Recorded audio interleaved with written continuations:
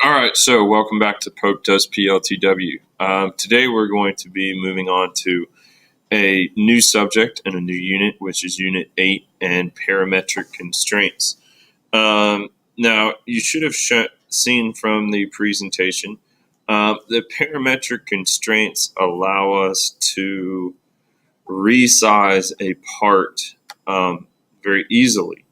And because all of the dimensions are tied together or to one master dimension. And so we need to be able to write those as functions, but also understand what the real numbers are going to mean. So the first thing I'm going to show you today is a little bit of this dimension chart in activity 8.2, which is parametric constraints. So let's jump into it.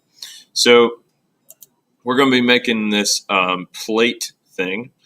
And so we have a chart here. It says D0 is overall plate depth, geometric relationship, none, parametric equation, none, and value is 3 inches. So this one here is going to be one of the only values that is set in stone. You always need one master value, and usually that's going to be your D0. And so every dimension then all the way down the chart is labeled with a number to be related to. Now, I mentioned before that Excel and functions kind of run in the background of Inventor. And so this is really for the first time where this starts coming into play. So let's jump into this. All right, so it says D1 is the overall plate width, and it is a 5/3 ratio. So our equation or our function is D0 times 5/3. Now this column right here is going to become very important as you get into building the part, because this is what you're going to use to put in for your dimensions instead of the actual numbers. But we still have to understand what the actual numbers are. So let's do D0 times 5/3. Well, D0 is 3 inches. So we're going to go 3 times 5/3. And I have my calculator working over here in the background. And so when I hit enter, the value that I get is 5 inches. All right. And I'm going to change everything to red type just so you can see this a little more clearly, and also I'll blow it up.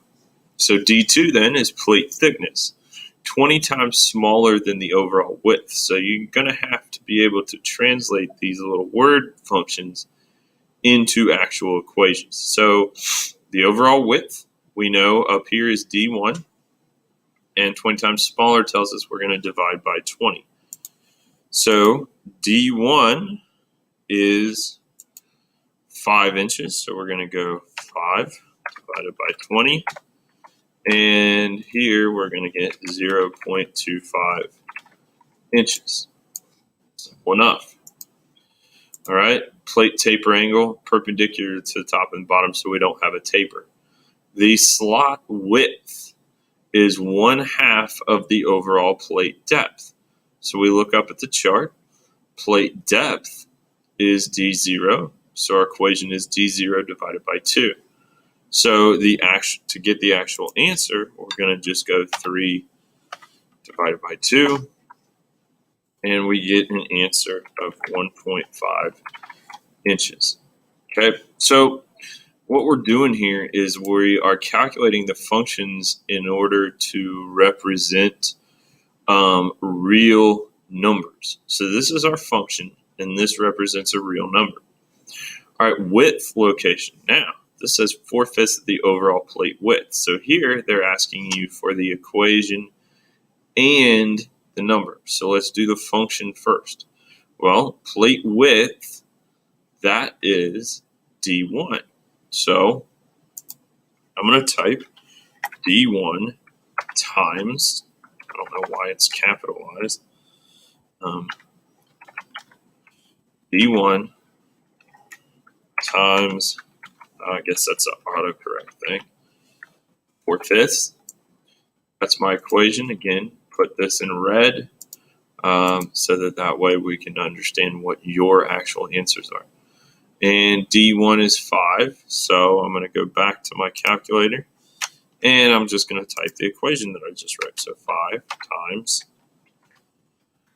4/5 gives me 4 inches. So there we go. We're moving right down the chart. Slot depth location, 1/3 of the overall plate depth. So the plate depth is D0. So I'm going to type D0 divided by 3. That's my function. Okay, and then, well, 3 divided by 3, I don't even really have to use that for my calculator. So that's going to be 1 inch. So you can work through the rest of the table just like this, and then you will be ready to go to make the steel plate, which we are going to cover in our next screencast. So as always, thanks for watching. Make sure you like and subscribe to Pope Does PLTW.